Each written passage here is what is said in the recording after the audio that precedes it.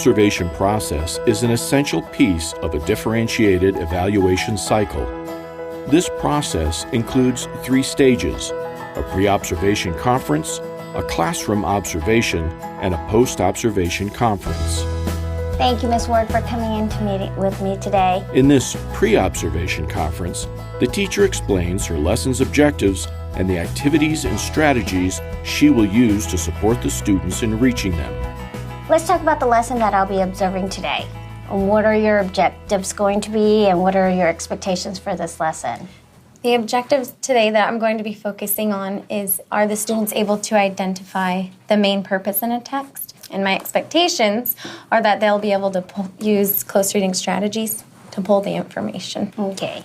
And are there going to be introductions to these close reading strategies, or is something that we've been working on? We're going to be using a Kagan structure to show prior knowledge. They're going to do all right round robin to explain what they already know about author's purpose. Okay. And how are you going to know that your lesson objectives were achieved? What are your look-fors going to be? My look-fors will be, are they using close reading strategies such as highlighting? Do they know what a phrase is? Do they know what a sentence is? Or are they able to use a word to prove what the author's trying to tell them?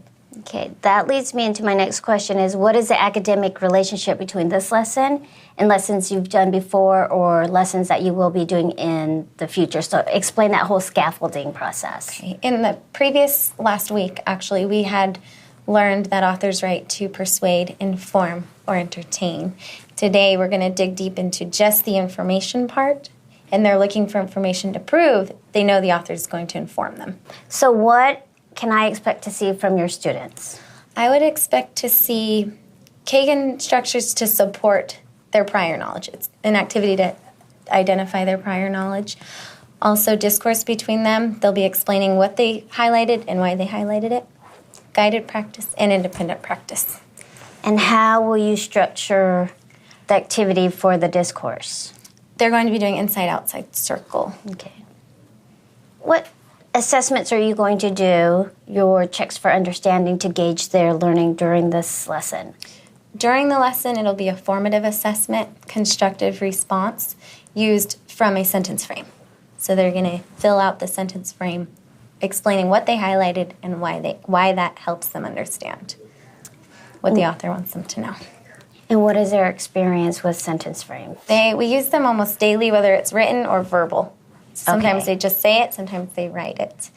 And then there's also summative. That's the independent one at the end that they will do all by themselves so that I can see what do they really know without me. Okay. Is there going to be, and typically when I go into your classroom there always is there going to be that piece where they have to defend their positions? Yes, that'll be the second part on their constructive response. So Can you expand on that? Yeah, it will say, I highlighted blank, so they'll fill in the blank. Okay. This is telling me the author wants me to know blank, so that I know what they're getting from the text. Okay. While I'm in there, is there anything in particular that you want me to look for or be hyper aware of? I think it is beneficial when you do ask the students what they're working on. Okay. It's good for me to see, okay, they were able to tell her or they weren't. It's a good reflection for me. Okay.